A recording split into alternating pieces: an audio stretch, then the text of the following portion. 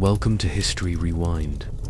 Let's cover this story that shocked the modern maritime world, the real-life hijacking of the Maersk Alabama by Somali pirates and the heroic rescue of Captain Richard Phillips.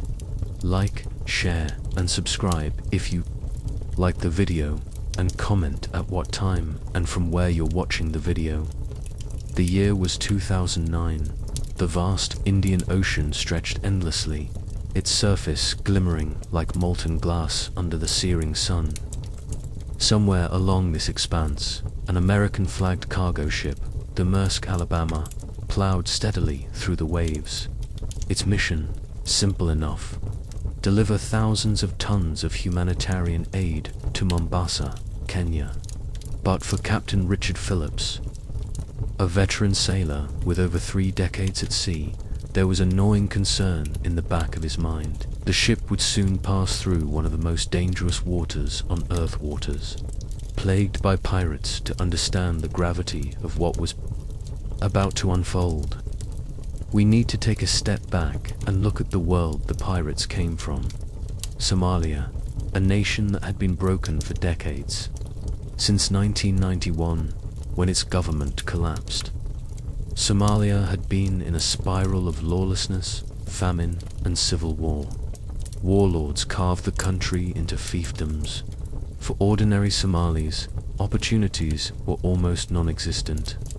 The coastline stretched for thousands of miles, rich with marine life, but foreign fishing fleets, often from Europe and Asia, illegally swept those waters clean. For the fishermen of Somalia, the ocean had once been their lifeline, but now it was a source of despair. Many felt robbed of their future, and in that desperation, piracy was born. They told themselves they weren't criminals, they were coast guards, fighting back against thieves. But over time, this vigilante mission turned into big business. By 2008, Somali pirates had attacked over 100 ships in a single year, seizing vessels, holding crews hostage, and demanding ransoms in the millions. And the world seemed powerless to stop them. Captain Phillips knew this. He had read the advisories.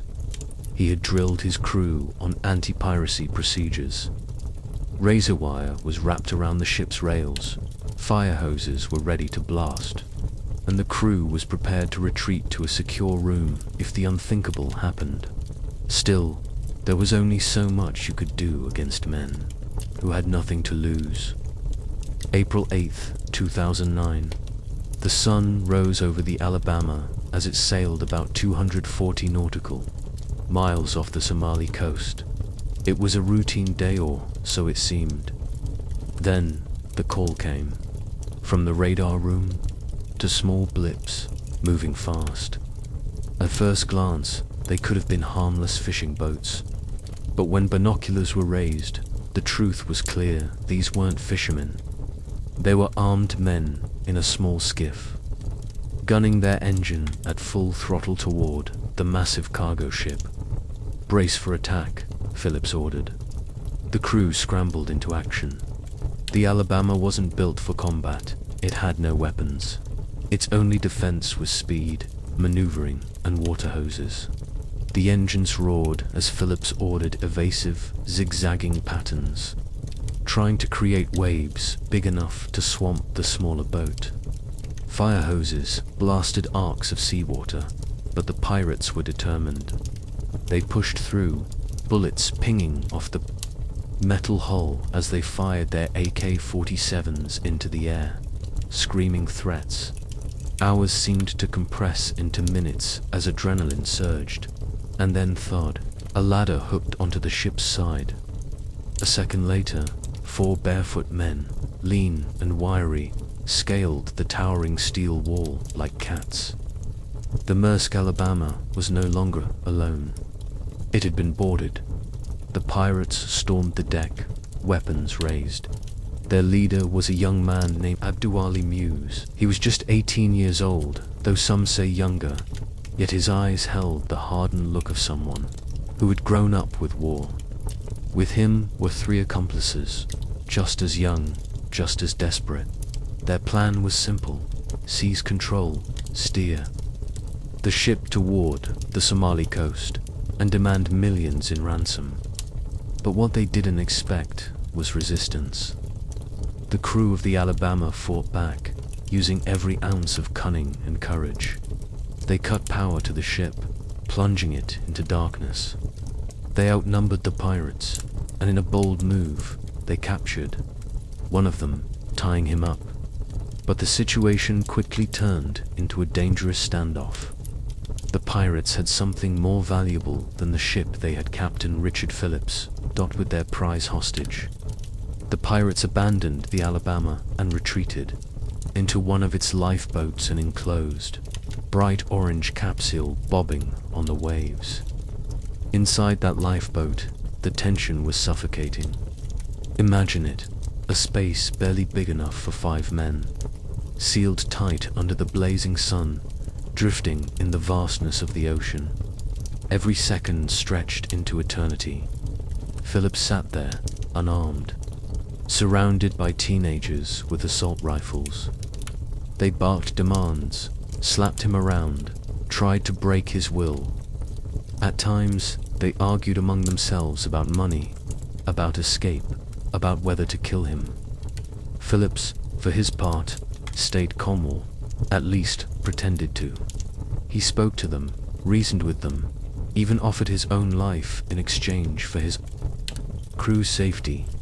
Once, in a desperate bid for freedom, he leaped into the sea. For a moment, the cool water closed around him, and he felt hope, but gunshots cracked behind him. And before he could swim far, they dragged him back, furious and more dangerous than ever. Meanwhile, the world was watching. News of the hijacking spread like wildfire. The US Navy dispatched ships, including the USS Bainbridge, a guided missile destroyer bristling with firepower. Navy negotiators tried to talk the pirates down, offering them safe passage if they released Phillips. But as days passed, the pirates grew agitated. They were running out of food, out of water, out of options. They were also running out of time, because circling them in the blue emptiness were some of the most elite warriors on Earth, US Navy SEALs. For days, the standoff dragged on. Tensions climbed. The pirates began tying Phillips up more often, pointing guns at his back. Intelligence reports made it clear the hostage's life was in imminent danger. That's when the President of the United States, Barack Obama, gave the green light if a clear shot presented itself. The SEALs could take it. April 12, 2009, the Indian Ocean lay calm under a bleeding sunset as the lifeboat bobbed in the water, tethered by a line to the USS Bainbridge. On the destroyer's deck, 3 SEAL snipers lay prone, their rifles zeroed in on tiny gaps in the lifeboat's windows. They waited, hearts steady, breaths measured. Inside the lifeboat, chaos was erupting. The pirates were screaming, waving guns, threatening to kill Phillips then and there. At that moment, the SEALs saw what they needed. All 3 pirates visible, their rifles pointed away. 3 rifles cracked in unison. The shots rang out like whispers of death, and in an instant, it was over. The 3 pirates collapsed where they sat, their lives ended by precision and steel nerves. Captain Phillips was safe. Navy sailors swarmed the lifeboat, cutting his bindings, pulling him out into the open air of freedom. He was dazed, exhausted, trembling, but alive. When he stepped onto the Bainbridge, sailors cheered. The ordeal was over. But for one man, it wasn't. Abduwali Muse, the young pirate leader, wasn't in the lifeboat when the shots were fired. He had boarded the Bainbridge earlier to negotiate, hoping to strike a deal. Instead, he was arrested and flown to the United States to stand trial. In a New York courtroom, Muse faced charges of piracy, hijacking, and hostage-taking. He pled guilty and was sentenced to 33 years in an American prison, the harshest piracy sentence in modern US history. As for Captain Phillips, he returned home to Vermont, a hero. His ordeal became the subject of his memoir, A Captain's Duty, and later, a Hollywood blockbuster starring Tom Hanks. But behind the fame and the film, the real story is one of endurance, leadership, and courage in the face of unimaginable fear. The hijacking of the Maersk Alabama changed more than one man's life. It changed the way the world looked at piracy. Shipping companies fortified their vessels. Armed security teams became common on cargo ships, and the US Navy stepped up patrols in the Horn of Africa. Piracy didn't vanish overnight, but its golden age was over. The days when teenage gunmen could hold nations hostage for ransom were coming to an end. And that is the real story of Captain Richard Phillips and the Somali pirates, a tale of danger, desperation, and one man's fight to survive on the open sea.